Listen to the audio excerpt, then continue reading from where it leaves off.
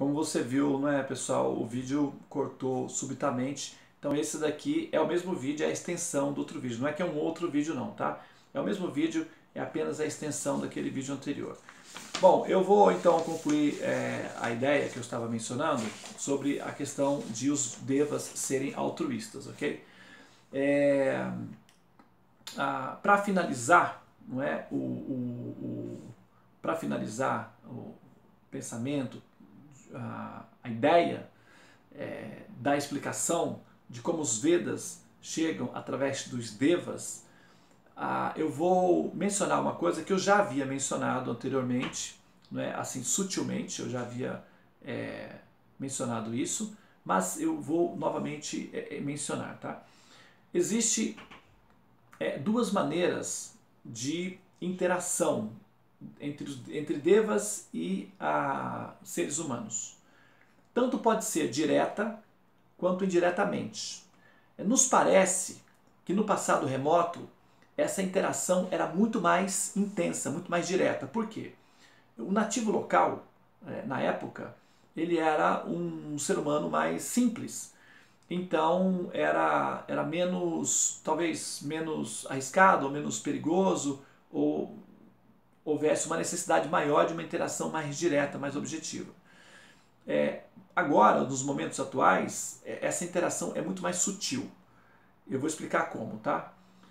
Então, a interação direta se dá através de os devas entrando dentro do planeta e criando, construindo equipamentos, sendo observados diretamente por seres humanos e às vezes até sendo ajudados por esses seres humanos, okay? Apesar de que eles não necessitavam da ajuda dos seres humanos de certa forma. Poderiam aceitar a ajuda dos seres humanos como o método era terapêutico, ou seja, interagir, o objetivo principal era apenas interagir e ensinar técnicas e conhecimentos e passar conhecimentos para os nativos locais. Como por exemplo, no exemplo que eu dei, daquela tribo do Pacífico, que os americanos fizeram uma base ali naquela ilha e eles então acreditavam que os seres humanos eram deuses. Eles traziam coisas para os americanos, aliás. Eles traziam coisas para os americanos tinham os aviões e eles acreditavam que os aviões eram os pássaros que traziam aqueles deuses brancos cheios de comida e presentes para eles, e quando os americanos foram embora eles ficaram com saudades dos deuses e criaram ali um avião parecido, feito de palha, coisas assim, material reciclado que eles tinham lá no momento, e uma réplica de um avião, e passaram a fazer aí rituais em relação ao avião para atrair de volta os deuses americanos, os homens brancos cheios de presentes e comida sem precisar ser caçada.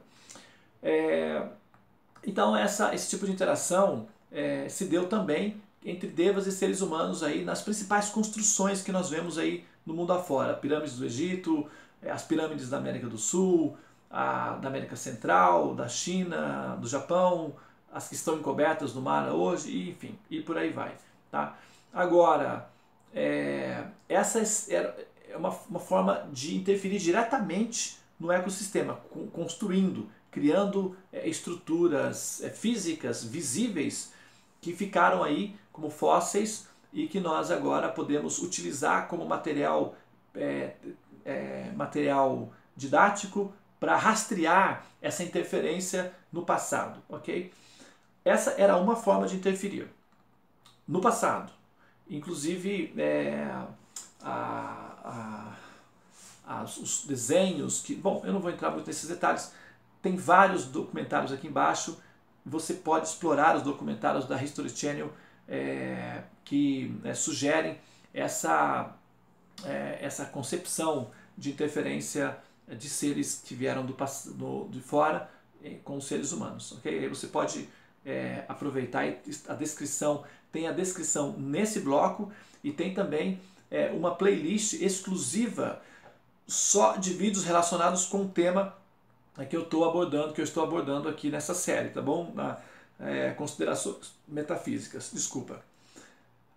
Bom, agora, a segunda forma de interação era justamente com aquele exemplo que eu dei, de que às vezes, né, no exemplo que eu dei da China, que tem a reserva ecológica para os pandas. E os trabalhadores que entram no ecossistema, eles entram ali vestidos, disfarçados de pandas, para não criar problemas no ecossistema. Da mesma forma, por exemplo, supomos que um cientista queira interagir com uma tribo de macacos sem criar interferência, estresse na equipe. Ele pode então ir ali vestido de macaco para não, talvez, quem sabe, não ser aceito na comunidade e, enfim, e ter uma interação. Tem um vídeo de um senhor, um cara que fez uma experiência com cabras, e ele se comportava como uma cabra e comia grama e tudo, e passou um tempo vivendo com as cabras e parece que ele foi aceito pelas cabras. Eu não sei o que deu ao final da história, mas o documentário está aí o documentário está aí no YouTube, ok? Bom, pessoal, agora, eu mencionei isso daí pelo seguinte fato. Imagina que vamos supor que se nós somos um grupo de cientistas e estamos estudando uma tribo indígena muito rara, ou uma tribo, vamos supor que nós tivéssemos encontrado vestígios ou um grupo de seres humanos que ainda estivesse vivendo no período das cavernas, em alguma ilha aí isolada no planeta, e nós quiséssemos estudar esse grupo. Claro que a gente não vai poder chegar lá e dizer: olá pessoal, nós viemos aqui estudar vocês. Vai criar um problema, até um problema real ali na comunidade. Mas supomos que nós tivéssemos condições de vestir uma roupa perfeita, baseado em, sei lá, na tecnologia que a gente tem, em silicone, muito perfeita, que fosse exatamente uma réplica perfeita de um dos habitantes dessa ilha. Então, nós poderíamos poderíamos nos vestir assim, entrar no grupo e interagir com o grupo sem que o grupo percebesse que nós não éramos exatamente como eles. Entendeu?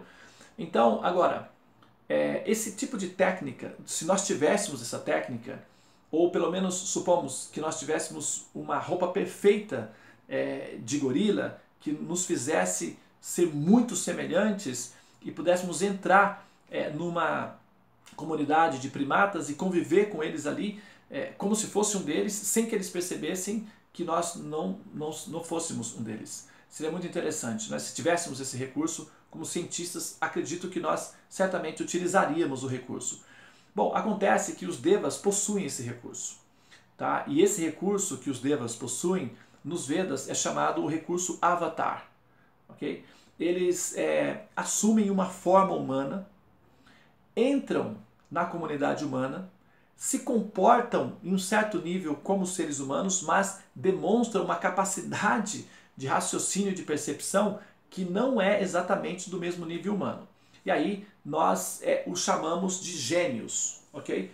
Quando é o caso, eu já mencionei isso assim num outro vídeo, mas eu aqui estou oficialmente mencionando como é um sistema que eles utilizam, tá? Essa interação, eles assumem formas humanas, com tecido humano, com características humanas, com tudo como se fosse um ser humano. E passa-se por um ser humano, e quando nós os olhamos, vemos um ser humano. Entretanto, o ser que está fazendo o papel do ser humano, ele é um deva. Isso é o procedimento avatar. Okay? Nos Vedas eles são chamados de avatars. Eles entram, fazem reformas em diferentes níveis. Reformas tanto do ponto de vista das ciências naturais, eles fazem atualizações do conhecimento humano, tanto nas ciências naturais, como também nas ciências morais, éticas e religiosas. Quando eles fazem interferências no ambiente ético, religioso e moral, eles são chamados reformadores religiosos, fundadores de religiões, seres iluminados, enviados dos céus, anjos, coisas assim. Como, por exemplo, é o caso de Jesus Cristo. Ele é um deva. Inclusive, a forma como ele aparece é bastante inusitada, não é? O tipo de tecnologia que tem em que os devas podem introduzir um avatar no ventre de uma mulher sem que ela necessariamente tenha que passar pela experiência da relação sexual, é completamente possível. A tecnologia é disponível para isso, eles possuem essa tecnologia. E, inclusive, eu não vou mencionar aqui, mas um dos métodos de Brahma, o primeiro avatar gerado no programa do universo, ele possui a capacidade de gerar filhos mentais, ou seja, ele pensa e materializa esses são chamados filhos, não é? São criaturas, ele cria através da mente. É uma forma de expansão, uma forma de criação.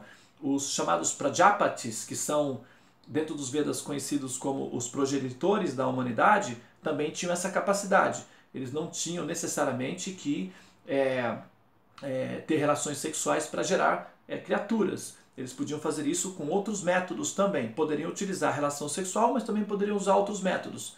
E o método que era utilizado era ou por manipulação genética ou então por expressão mental. E aí poderia ser criado assim. Jesus, ele é um filho mental, ele é um filho, é uma experiência deva. Ele nasce ali com um corpo humano, parecido com o ser humano, mas com umas características totalmente diferentes das humanas. E aí nós chamamos de Deus, o Filho de Deus, o Avatar, o Iluminado, é um Deva. Ok? Buda, um Deva. Enfim, tantos que nós podemos mencionar, mas recentemente, um agora chamado Chaitanya Mahaprabhu, que apareceu na Índia há mais ou menos 500 anos atrás, e esse reformador, esse Deva, ele é considerado um Deva dos mais altos níveis, no sentido de que ele é entendido como sendo uma manifestação direta do Deva original, que é Deus. É uma manifestação de Deus. O nome dele é Chaitanya Mahaprabhu, Chaitanya. Eu sugiro que você procure conhecer um pouco mais sobre ele. Eu vou, no meu canal, Caminho dos Devas, eu vou abrir uma série onde eu vou dar aulas do Bhagavad Gita, aulas do Srimad Bhagavatam, aulas do Chaitanya Charitamrita, onde eu vou mencionar diretamente sobre essa encarnação, essa manifestação divina de Deus, chamado Chaitanya Mahaprabhu. Esse é recente, apareceu há 500 anos atrás, ok? Agora, isso eu estou falando do ponto de vista dos iluminados que aparecem reformadores. Existem devas de uma categoria um pouco menor, mas que também são reformadores religiosos. São aí os chamados, as grandes personalidades santas que aparecem vez por outra aí no planeta. Agora, quando o sistema de avatar é utilizado para interferir no sistema das ciências naturais ou para fazer uma atualização dos conhecimentos humanos em termos da evolução que o ser humano está fazendo no momento a respeito de alguma renovação que deve ser feita, então esses avatars, eles são chamados gênios, como por exemplo, eu já mencionei no passado, vou mencionar novamente aqui, como por exemplo o Nikola Tesla, o próprio Giordano Bruno, o Copérnico, Leonardo da Vinci,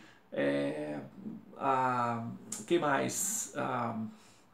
O próprio Einstein, né? Eu já tinha mencionado também. Enfim, muita gente, Newton, que nós consideramos como sendo seres extraordinários, e eles, na verdade, são devas de um outro nível, num nível um pouco mais tridimensional, mas são devas das ciências naturais. O último que apareceu foi um que apareceu na forma de um indiano, chama-se Srinivasa Ramanujan. Ele viveu só 33 anos. E é muito comum que os devas, esses principais, eles vêm aqui, o corpo humano não suporta muito, a estrutura física, a estrutura tecnológica humana e o cérebro não suporta muito e aí acaba sofrendo consequências por conta disso. É possível que o Stephen Hawking esteja passando por uma experiência como essa. É um ser um pouco diferente aí do ser humano e que o corpo dele, o corpo da estrutura humana, não está suportando a correlação com o Deva dentro do pacote, no caso. E aí a consequência é que o corpo está sofrendo em função dessa interação. Mas o que acontece é que a interação de um Deva com o corpo humano, na medida em que esse Deva ele tem um potencial bastante intenso, o corpo sofre as consequências. Ou o corpo morre cedo, ou então ele fica assim, com os problemas parecidos com o do Stephen Hawking, né? Bom, agora, o Ramanuja, o último que apareceu, ele deixou matemática suficiente para que o ser humano pudesse utilizar e, com isso, fazer viagens interplanetárias, estudar os buracos negros, e estudar aí umas partes mais complicadas do universo. E os cientistas estão decodificando ainda as fórmulas matemáticas que o Ramanujan deixou. Mas acontece que quando o Deva ele deixa o corpo, ele retorna para o seu ambiente de origem e o local por onde ele passou fica alterado e fica, vamos dizer assim, atualizado, ok? A consequência do estudo que o Ramanuja deixou é que a NASA criou um supercomputador baseado no sânscrito. E o sânscrito vai ser a língua da tecnologia para as próximas gerações. E é bem possível que com isso muito mais pessoas tenham acesso aos conhecimentos védicos e com isso a percepção da leveza, da sutileza e da evolução moral dos princípios de conhecimento védico possa provocar uma revolução ética, uma revolução assim, em termos da capacidade de empatia e de respeito, enfim, a todas as entidades vivas do planeta, inclusive, quem sabe, provocando não, mas promovendo a ideia do vegetarianismo, que é uma das características principais dos Vedas. Os Devas, eles induzem os seres humanos a terem uma alimentação baseada em alimentos vivos e eliminar os alimentos que envolvam sofrimentos, doenças e violência.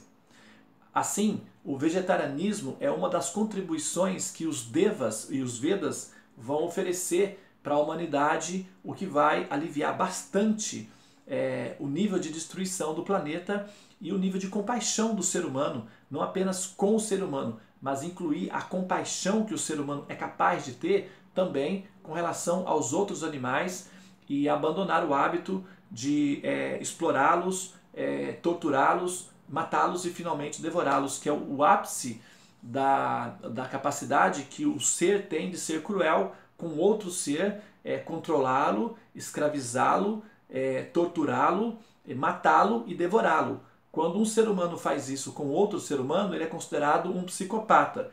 Quando um ser humano faz isso com outro ser humano, que é um animal, ele é considerado apenas enfim, tá tudo bem, ok? Mas na medida em que o ser humano vai evoluindo, ele vai percebendo que não é assim, não está tudo bem, está tudo errado e tem que ser mudado. Isso em breve vai ser mudado com essa interferência que os Vedas estão fazendo na sociedade, que vai redescobrir os Vedas, acredito que agora mais rapidamente, por conta dessa situação em que a NASA está entrando com tudo aí, investigando os Vedas através do sânscrito, ok? Muito bem, pessoal. Então, eu acho que agora, pelo que eu tenho aqui das minhas anotações que eu havia feito aqui para ter assim uma sequência, né? Eu acho que eu finalmente concluí a ideia, né, com esse vídeo. E eu vou fazer uma recontextualização final para finalmente fechar a ideia desse vídeo, tá? Então é isso. Os Vedas são conhecimentos que já vêm junto com o universo, na verdade, é o manual de instrução do universo, o mais completo de todos.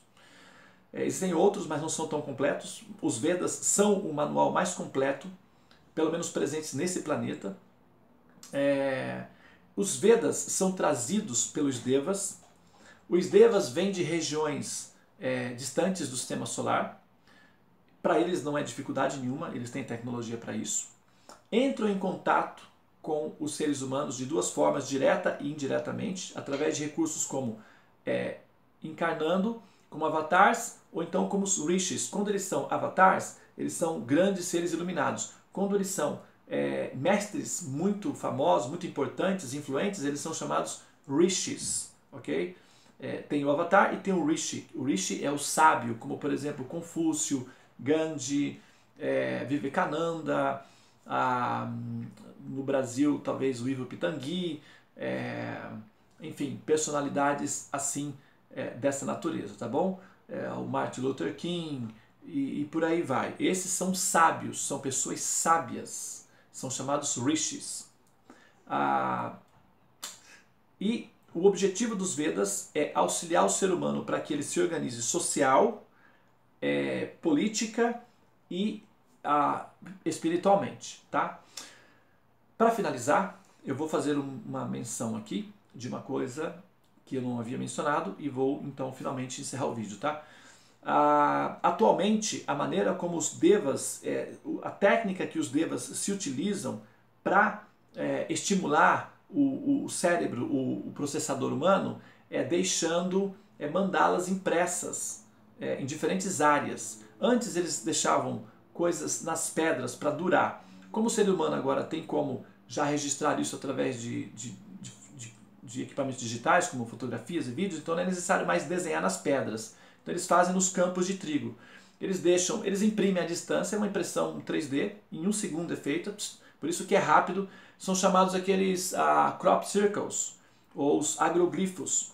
Esses agroglifos são impressos à distância, a laser, à distância, e eles não precisam vir aqui necessariamente para fazer isso. Quando se vê o movimento acontecendo, o agroglifo online, só se vê as luzinhas, que na verdade são as pontas dos lasers, né? É feito à distância isso daí. E eles imprimem as mandalas e depois ficam estudando o comportamento do humano em relação àquele objeto que foi deixado ali.